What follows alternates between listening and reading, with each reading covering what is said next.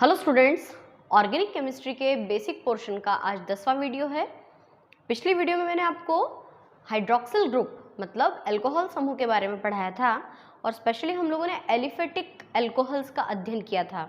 Aliphatic alcohols में मैंने आपको बताया था कि OH समूह की उपस्थिति के आधार पर हमने इसे दो भागों में डिवाइड किया था, मोनोहाइड्रोक्सी अल्कोहल और पॉलीहाइड्रोक्सी अल्कोहल।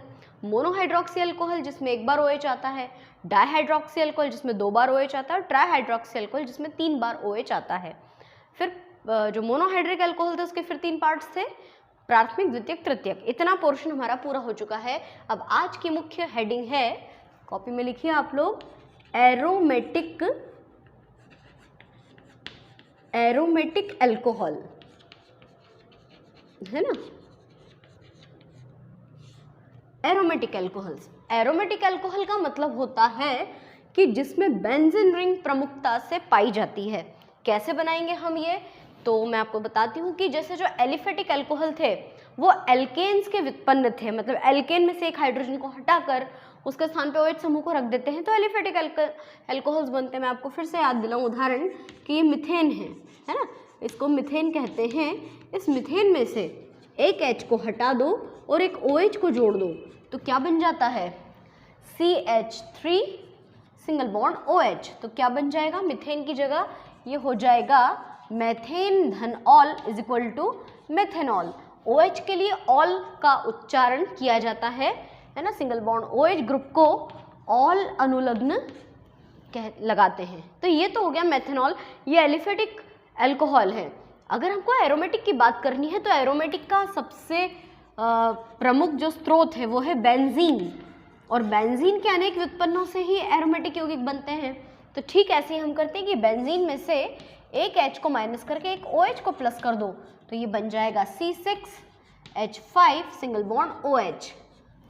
तो जैसे मिथेन का मेथेनॉल हुआ वैसे बेंजीन का बेंजीनॉल नहीं, इसको हम कहेंगे फिनॉल। 12th क्लास में चैप्टर नंबर 11 का नाम ही है अल्कोहल्स, फिनॉल और ईथर।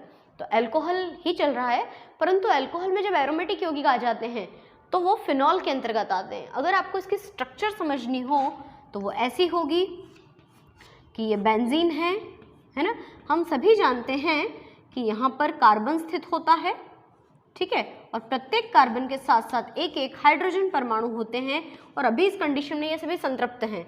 मैंने आपको बताया कि इसमें से एक H को हटाकर एक OH को ऐड करेंगे तो क्या किया जाएगा, हमेशा जो ये स्ट्रक्चर हम बना लें CH सब तरफ CH, है ना। और हमेशा कोई भी जब नया ग्रुप जुड़ता है बेंजीन की रिंग पर तो वो नाभिक से जुड़ता है, ये नाभिक वाली पोजीशन है। तो हम इस H को हटाकर यहाँ पर OH लिखते हैं।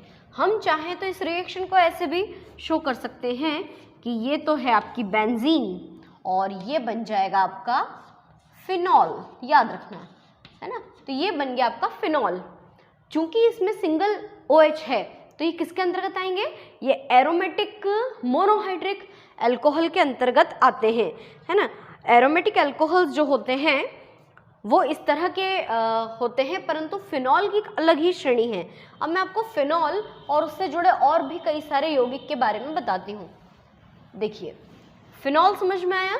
जैसे ही कोई कहे एरोमेटिक अल्कोहल में पहला भाग है फिनॉल, जिसका सूत्र है C6H5OH और इसका स्ट्रक्चर है ये, आपको बस ये बात याद रखनी है। अब फिनॉल में अगर हम कोई अन्य समूह का प्रतिस्थापन कर दें तो फिर उनके नाम कैसे बनते हैं, फिनॉल क्लियर है। यदि मान लो आपको एक प्रश्न दिया, मतलब एक नाम दिया बनाने को 2-मेथिल फिनॉल। अब देखिए आखिरी शब्द पे आप लोग ध्यान दीजिए, फिनॉल का मतलब क्या होता है, C6H5OH या बेंजीन के ऊपर रिंग, है ना। तो ये देखो मैंने क्या किया, फिनॉल बना दिया। अब ये तो हो गया फिनॉल, ये आखिरी शब्द का मीनिंग मैंने सेम टू सेम फिनॉल लिख दिया। 2-मेथिल फिनॉल, कार्बन जो बेंजीन रिंग होती है उसमें इसको एक मानते हैं, इसको 2, 3, 4, 5, 6 या इसको एक तो इसको 2, 3, मतलब ऐसे भी हम लिख सकते हैं। और मैंने आपको एक बात और बताई कि ये पोजीशन पे अगर कोई ग्रुप जुड़ा है तो इसको ऑर्थो, इसको मेटा और उसको पैरा कहा जाता है ना। ऑर्थो, मेटा, पैरा, मैं अलग से नाम लिख दूं आपके लिए। अगर बेंजीन रिंग में यहाँ ऊपर कोई भी ग्रुप यानी कोई भी क्रियात्मक समूह जुड़ा है, जैसे फिलहाल मैंने अल्कोहल समूह जोड़ा हुआ है, तो इस पोजीशन को हम कहेंगे ऑर्थो, ये होगा मेटा और ये पोजीशन होगी पैरा, जिसको हम O, M और P से शो करते हैं। अब नाम क्या दिया है, 2-मेथिल-फिनॉल, तो सेकेंड कार्बन कौन सा हुआ, ये पहला है तो ये दूसरा, और दूसरे पे क्या जोड़ दो, CH3, है ना। ऑर्थो 2-मेथिल-फिनॉल का एक अन्य नाम भी होता है, इसको कहते हैं ऑर्थो क्रिसॉल, इसको क्रिसॉल भी कहते हैं, कि जब बेंजीन रिंग में फिनॉल में एक मेथिल ग्रुप आ जाए तो क्रिसॉल कहलाता है, ये है ऑर्थो क्रिसॉल। अगर मान लो यही नाम ऐसे दे दिया जाए कि 3-मेथिल-फिनॉल, 3-मेथिल-फिनॉल में क्या हो जाएगा, फिनॉल शब्द है ना लास्ट में, तो क्या करेंगे हम, सबसे ऊपर तो लगा देंगे OH ग्रुप और 1, 2, 3 इस पोजीशन पे लगा देंगे मेथिल, तो ऑर्थोक्रिसॉल की जगह अब क्या होने वाला है, ये नाम अब ये है मेटा, तो उसको हम कहेंगे मेटा क्रिसॉल, ठीक है। और अब यदि मैं बोलूं कि भाई पैरा क्रिसॉल बना के बताओ, समझ गए ना क्या करना होगा, पैरा क्रिसॉल बना के बताना, कमेंट बॉक्स में टाइप करना उसका IUPAC नाम भी, 2-मेथिल-फिनॉल, 3-मेथिल-फिनॉल, मेटा क्रिसॉल जो है उसका IUPAC नाम क्या होगा, उसका स्ट्रक्चर भी आपको बनाकर भेजना है ना। अगली बात करते हैं अब हम, अब मान लो एक नाम दे दिया जाए 4-ब्रोमोफिनॉल, 4-ब्रोमोफिनॉल, तो अब क्या करेंगे हम, फिनॉल मतलब वही बेंजीन रिंग है ना, ये बेंजीन रिंग बन गई, 4 पे ब्रोमो, 1, 2, 3, 4, इस 4 नंबर पे आपको क्या जोड़ना होगा, ब्रोमो, ये बन गया आपका 4-ब्रोमोफिनॉल, यानी फिनॉल और उसके अनेक यौगिकों के बारे में हम पढ़ रहे हैं, है ना। अब ये जो फिनॉल होते हैं ये भी डाइहाइड्रिक ट्राइहाइड्रिक के अंतर्गत भी आते हैं, मतलब जब बेंजीन में एक बार OH हो तो वो मोनोहाइड्रिक। अब अगर डाइहाइड्रिक वाला मैं आपको एक उदाहरण बताऊं तो क्या होगा पता है, मोनोहाइड्रिक डाइहाइड्रिक में ये डिफरेंस है, हम इसको कहेंगे 1,2-डाइहाइड्रॉक्सी बेंजीन, 1,2-डाइहाइड्रॉक्सी बेंजीन, या इसको केटिकॉल भी कहते हैं, केटिकॉल या 1,2-डाइहाइड्रॉक्सी बेंजीन। अब ये क्या चीज़ है, देखो बेंजीन शब्द का मतलब होता है ये रिंग, ये बेंजीन है, और हाइड्रॉक्सी का मतलब होता है सिंगल बॉन्ड OH, तो 1 पे भी हाइड्रॉक्सी लगा दो, 2 पे भी हाइड्रॉक्सी लगा दो, यानी कहने का अर्थ ये है कि कैटिकॉल या 1,2-डाइहाइड्रॉक्सी बेंजीन का स्ट्रक्चर ऐसा बनता है, बेंजीन है लास्ट शब्द, लो भाई बेंजीन बना दिया, अब 1 और 2 पे हाइड्रॉक्सी जोड़ना है तो 1 पे भी OH, 2 पे भी OH, ये बन गया हमारा 1,2-डाइहाइड्रॉक्सी बेंजीन, जिसका एक स्पेशल नाम है केटिकॉल।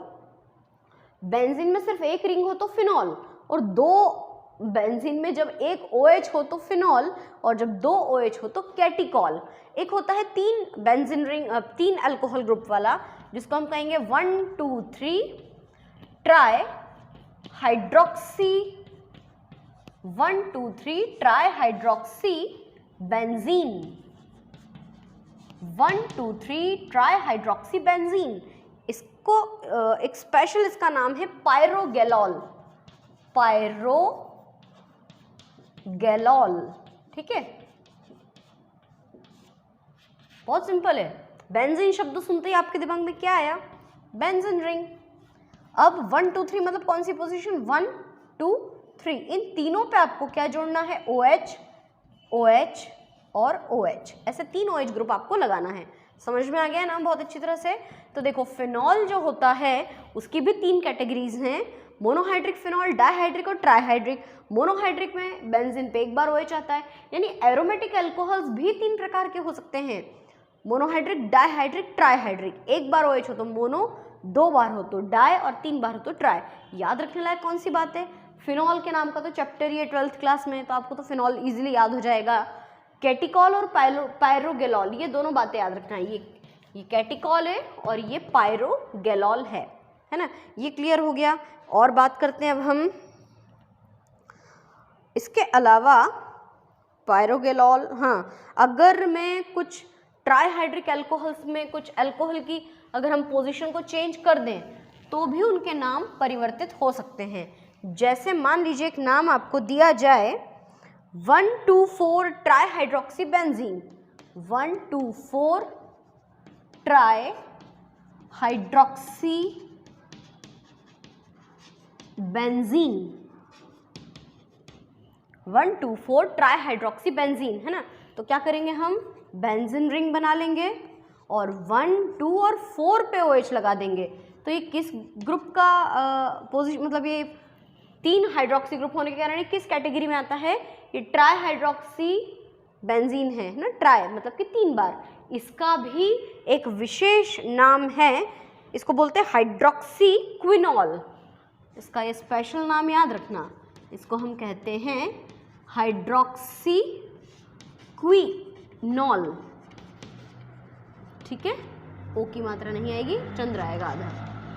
पायरोगेलॉल, कैटिकॉल, फिनॉल, हाइड्रोक्सी क्विनॉल। अच्छा, एक दिया है 135 ट्राईहाइड्रोक्सी बेंजीन। क्या दिया है, 135 ट्राईहाइड्रोक्सी बेंजीन। इसका भी एक अलग ही नाम दिया है जो है फ्लोरोग्लूसिनॉल, फ्लोरोग्लूसिनॉल।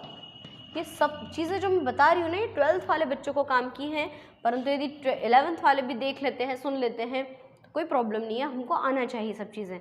क्या सूत्र बनेगा इसका, बेंजीन रिंग बना दो, ये 1, 2, 3, 4, 5 इन 3 पोजीशंस पे आपको लगा देना है OH ग्रुप, ऐसे OH, है ना।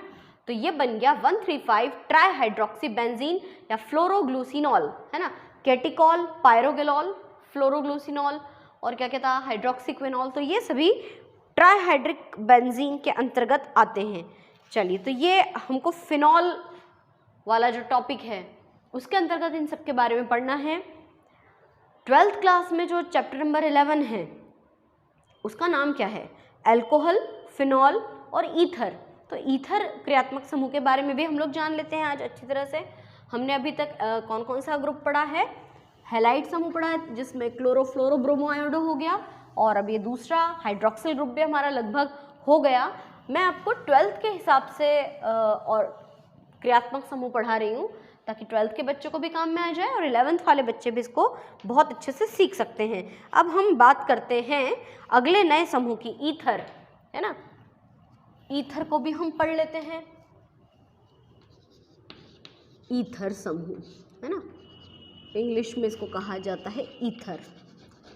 इसका सामान्य सूत्र होता है ये O, सिर्फ O। ऑक्सीजन की संयोजकता 2 होती है ना, तो ये इसका सूत्र होता है। सामान्य सूत्र कैसे लिखा जाएगा इसका, अच्छा, ईथर जो है ना वो 2 प्रकार का है। एक होता है सामान्य ईथर, इधर मत लिख देना ईथर, और एक होता है मिश्रित ether, mixed ether, normal, common, है ना। सामान्य ईथर, मिश्रित ईथर, क्या डिफरेंस है दोनों में। सामान्य ईथर का सामान्य सूत्र ROR, जबकि मिश्रित ईथर का सूत्र ROR dash. What do you mean by dash, dash का अर्थ है कि दोनों एल्किल मूलक अलग अलग होना चाहिए। मैं आपके लिए एल्किल मूलकों की लिस्ट यहाँ लिख देती हूँ, जैसे हर बार लिखा जाता है CH3, C2H5, C3H7, C4H9, C5H11, C6H13, समझ गए, C7H15, और नाम इनके क्या होंगे, मैथिल, एथिल, प्रोपिल, ब्यूटिल, समझ गए ये सारे नाम। पेंटिल, हेक्सिल, हेप्टिल ना आते हैं हमको अच्छी तरह से, कोई प्रॉब्लम नहीं है। तो सामान्य ईथर का मतलब क्या होता है कि जब दोनों तरफ R की वैल्यू सेम हो तो सामान्य ईथर, और जब दोनों तरफ R की वैल्यू अलग अलग हो तो मिश्रित ईथर। तो पहले अपन सामान्य ईथर की बात करते हैं, फिर मिश्रित ईथर की बात नहीं करेंगे। सामान्य ईथर में भी फिर आप चाहें तो अलग से हेडिंग डाल दीजिए, ऐसे जगह काफ़ी कम पड़ेगी। एक उदाहरण बता दूं मैं आपको यहीं पर, जैसे सामान्य ईथर का सूत्र ये है CH3OCH3, जबकि मिश्रित ईथर में हमने एक R के स्थान पे CH3 लिया, तो दूसरे के स्थान पे आपको कुछ और लेना है। ज़रूरी नहीं कि C2H5, इनमें से आपको जो ठीक लगता है आप ले सकते हो, दोनों डिफरेंट टाइप के हमको लेना है। तो पहले अपन सामान्य ईथर से शुरू करते हैं, है ना। तो क्या करेंगे हम, सामान्य ईथर, है ना, ऐसे हेडिंग डाल दो और हेडिंग डालने के पश्चात इनके, इसको थोड़ा सा छोटा करके लिख देती हूँ मैं, ROR डैश CH3O C2H5, है ना। चलिए, तो पहले सूत्र, फिर सामान्य नाम, ये मेन हेडिंग है, और फिर सामान्य नाम के बाद में, ज़्यादा दूर हो गया ये, है ना, सामान्य नाम के बाद में IUPAC नाम। पहले अपन किसकी बात करेंगे, पहले सामान्य ईथर की बात चल रही है, मिश्रित ईथर की बात बाद में करते हैं, धीरे धीरे समझते हैं, धीरे धीरे करके समझोगे तो बहुत इजीली समझ में आ जाएगा। तो देखो भाई कैसे बनाएंगे, सामान्य सूत्र तो है ROR। जब हम इनका सामान्य नाम लिखते हैं, चलो एक काम करते हैं, कंफ्यूजन क्रिएट ना हो इसलिए पहले मैं आपको एक एक कॉलम वाइज समझाती हूँ। पहले सूत्र बना लें, फिर सामान्य नाम लिखेंगे, फिर IUPAC नाम लिखेंगे, कंफ्यूजन कम होगा। एक एक करके बताऊंगी तो भूल जाओगे क्या करना है। तो चलो सबसे पहला सूत्र बनाते हैं, वो R की वैल्यू लिखी है CH3OCH3, पहला सूत्र। दूसरा क्या बनाएंगे, C2H5OC2H5। अगला क्या बनाए, C3H7OC3H7, और अगला C4H9OC4H9। ऐसे आप 10 तक की लिस्ट बना लो। मैं इनमें एक एरोमेटिक वाला भी बता दूं आपको। एरोमेटिक मतलब क्या, बेंजीन रिंग वाला। तो बेंजीन फेनिल का सूत्र होता है C6H5OC6H5। वो C6H13 है, वो हेक्सिल है, ये फेनिल है ना। तो ये देखो सामान्य ईथर क्या होता है, जिसमें दोनों तरफ की R की वैल्यू सेम होती है, वो सामान्य ईथर। अब बात करते हैं इनके सामान्य नाम का। सामान्य नाम की शुरुआत में सबसे पहला शब्द लग जाएगा डाई, है ना, डाई बोला जाता है। और R को क्या बोलते हैं, एल्किल। R 2 बार है ना, तो डाई 2 R है इसलिए एल्किल, और O के लिए शब्द है ईथर। ये तो सामान्य नाम है ना। अब वैल्यू जो रखी हुई है उसके अकॉर्डिंग बनाते हैं अपन। जैसे ये क्या है, CH3 क्या नाम है, मैथिल।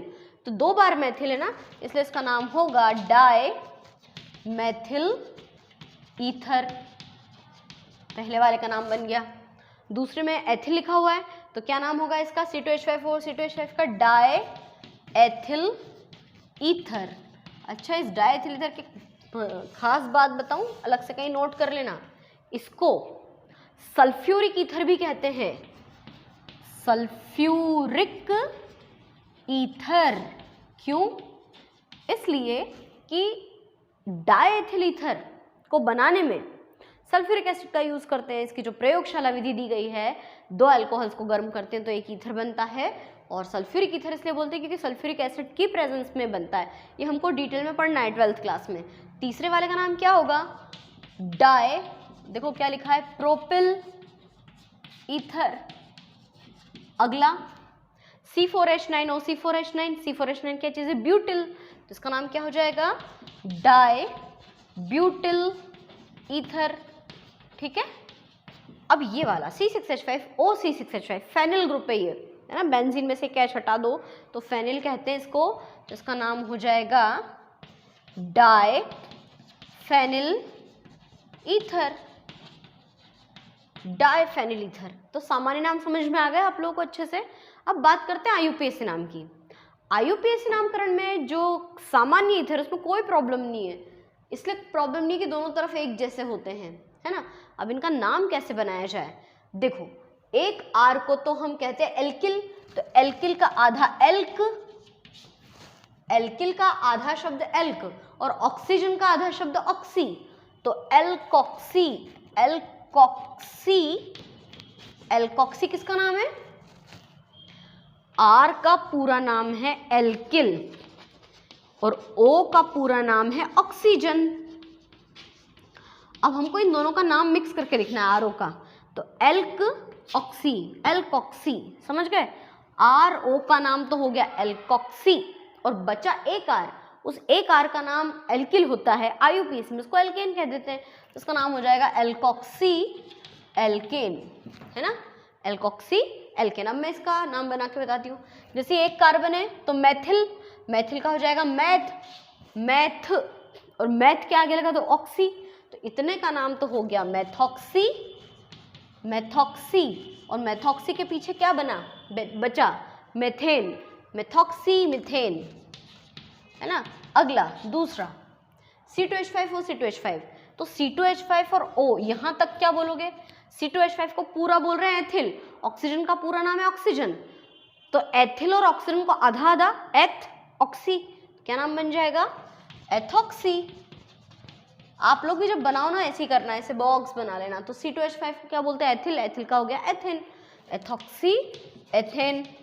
अगला C3H7 हो, C3H7, C3H7 मतलब कि प्रोपॉक्सी, प्रोप और ऑक्सी, इतने को क्या बोल दोगे, प्रोपॉक्सी, प्रोपॉक्सी। और 3 कार्बन को प्रोपिल, प्रोपिल का हो जाएगा प्रोपेन, तो प्रोपॉक्सी प्रोपेन। देन C4H9 और C4H9, तो ब्यूट और ऑक्सी, ब्यूटॉक्सी, इसको कहेंगे अपन ब्यूटॉक्सी। और फिर क्या कहेंगे, ब्यूटेन, ब्यूटॉक्सी ब्यूटेन। अब ये वाला डाइफेनिल ईथर, डाइफेनिल ईथर का जो IUPAC नाम है वो बेंजोक्सी बेंजीन बोल सकते हैं, पर ये किस नाम से प्रसिद्ध है, डाइफेनिल ईथर भी बोलते हैं इसको, और इसको बेंजोक्सी बेंजीन भी कहा जाता है ना। 6 कार्बन है ऐसा नहीं है, बेंजीन का हो जाएगा बेंजोक्सी बेंजीन,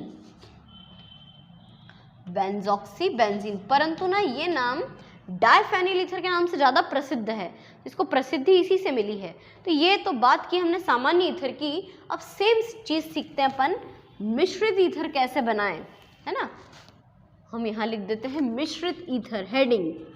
मिश्रित ईथर बनाने के लिए भी सेम वही चीज़ें करते हैं अपन, 3 कॉलम, सूत्र, सामान्य नाम और IUPAC नाम, वही 3 कॉलम जैसे अभी हमने यहाँ बनाए। अब इनका सामान्य सूत्र जो है ना वो ROR डैश है, ROR डैश, दोनों डिफरेंट टाइप के लेने हैं। तो क्या करें, एक R के स्थान पे रखना है हमको अगर CH3, तो दूसरे R के स्थान पे क्या रख लें, C2H5, ठीक है। अगला फिर एक R के स्थान पे क्या रखें, अगला C2H5 लिखा है ना, C2H5, तो दूसरे R के स्थान पे C3H7 रख दो, और कोई ज़रूरी नहीं कि क्रम से ही आगे बढ़े। अगला मान लो मैंने अगले वाले में यहाँ पे रखा C4H9 और यहाँ रख दिया CH3, चलेगा, कोई प्रॉब्लम नहीं है, कुछ भी रख सकते हो। मैं इसमें 2 एरोमेटिक को भी ऐड कर देती हूँ, CH3O C6H5, है ना, और एक है C2H5O C6H5। अब बात करते हैं इनके सामान्य नाम की। सामान्य नाम में यहाँ तो डाई शब्द लग गया था क्योंकि दोनों सेम सेम थे, यहाँ पर क्या डाई शब्द लगेगा, नहीं, कुछ भी सेम नहीं दिख रहा है। तो फिर क्या, फिर ये कि पहले अल्फ़ाबेटिकल ऑर्डर देखो, मैथिल एथिल प्रोपिल ब्यूटिल में से पहले किसका नाम आता है, जैसे मैथिल और एथिल, एथिल की स्पेलिंग ए से नहीं आती, एथिल की स्पेलिंग ई से आती है, और मैथिल की स्पेलिंग एम से, तो ई पहले आएगा एम बाद में आएगा, तो इसका नाम पता है क्या होगा, सामान्य नाम। डाई शब्द बिल्कुल नहीं आएगा, तो C2H5 का नाम है एथिल, इसका नाम होगा एथिल, फिर इसका नाम आएगा मैथिल, और फिर लिखेंगे ईथर, मैथिल एथिल ईथर, ठीक है। अगला एथिल और प्रोपिल, प्रोपिल पी से आता है, एथिल ई से आता है, इसका नाम हो जाएगा ethyl propyl ether, ethyl propyl ether. अगला C4H9 और CH3, CH3 मैथिल है M, और C4H9 ब्यूटिल है, तो ब्यूटिल पहले आएगा B से, तो उसका नाम हो जाएगा butyl Maithil ether, butyl Maithil ether, है ना। अगला CH3 और C6H5, CH3 का नाम M से, फिनॉल की स्पेलिंग P से, PH F नहीं, तो इसलिए इसका नाम होगा methyl phenyl ether, methyl phenyl ether, और ये एथिल फेनिल ईथर C2H5 मतलब इसका नाम हो जाएगा ethyl phenyl ether, ethyl phenyl ether. ठीक है, अब आगे की बात करते हैं। अब सामान्य नाम तो हो गए, IUPAC नाम में क्या करें?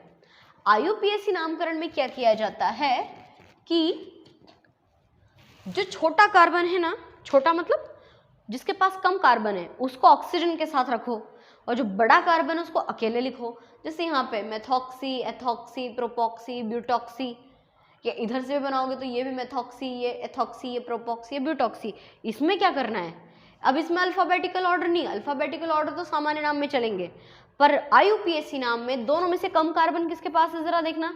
ये C2 है, ये C मतलब एक कार्बन है इसके पास, तो ये छोटा हुआ, तो इसका पूरा नाम क्या है? मेथिल, और मेथिल का आधा मैथ ऑक्सी, तो इसका IUPAC नाम बनेगा। मैं IUPAC नाम बनाने के लिए ये पोर्शन मिटा देती हूँ ताकि आपको प्रॉब्लम ना आए समझने में, है ना। IUPAC नाम तो क्या बनेगा? CH3 का नाम मैथ, और ऑक्सी का पीछे लगा दो मेथॉक्सी, और एथेन हो जाएगा मेथॉक्सी एथेन, है ना। C2H5 एथिल है तो एथेन। अब इन दोनों में से छोटा कौन है? इसमें 3 कार्बन, इसमें 2 कार्बन, तो ये छोटा है, तो एथिल का हो जाएगा एथ, ऑक्सीजन का ऑक्सी, तो एथॉक्सी, और प्रोपिल का हो जाएगा प्रोपेन, प्रोपिल का प्रोपेन। इस वीडियो को जो बच्चों को थोड़ा कम समझ में आता है, जो कमजोर है पढ़ने में, वो इसको 2-3 बार देखना और फिर नाम बनाना, है ना। Ethoxy propane. अगला, ये 4 कार्बन है, 3 कार्बन है, तो इसके साथ आएगा ऑक्सी, और एक कार्बन को बोलते हैं मैथ, तो ये हो जाएगा मेथॉक्सी, और वो क्या हो जाएगा? 4 कार्बन है, ब्यूटिल का हो जाएगा ब्यूटेन, मेथॉक्सी ब्यूटेन। ये वाला मेथॉक्सी बेंजीन, एथॉक्सी बेंजीन नहीं बोल सकते हैं इसको, ऐसा अपन क्या बोलेंगे? 3 कार्बन और ऑक्सीजन, 1 कार्बन और ऑक्सीजन, तो ये हो जाएगा मेथॉक्सी, और C6H5 को बोलते हैं बेंजीन। IUPAC नाम में फेनिल नहीं बेंजीन बोलते हैं, और इसका C2H5 और C6H5, तो ये ऑक्सीजन के साथ बोला जाएगा, इसलिए हो जाएगा एथॉक्सी बेंजीन, एथॉक्सी बेंजीन। और इन दोनों के स्पेशल नाम भी हैं, याद रखना, 11th वाले 12th वाले स्पेशली। मेथॉक्सी बेंजीन को एनीसॉल भी कहते हैं, क्या कहते हैं? एनीसॉल। और एथॉक्सी बेंजीन को फेनेटॉल भी कहते हैं, ठीक है। फेनेटॉल, एनीसॉल। स्ट्रक्चर अगर आपसे कोई पूछे एनीसॉल और फेनेटॉल की संरचना बनाकर बताइए, तो कैसे बनाएंगे पता है?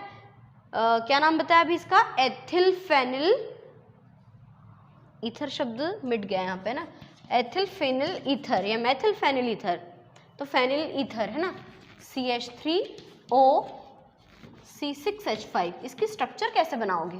C6H5 को तो बना लो ऐसे, बेंजीन रिंग, इसके ऊपर O और CH3, ये है आपका एनीसॉल। एनीसॉल का एक और नाम मैंने क्या बताया? Methyl phenyl ether.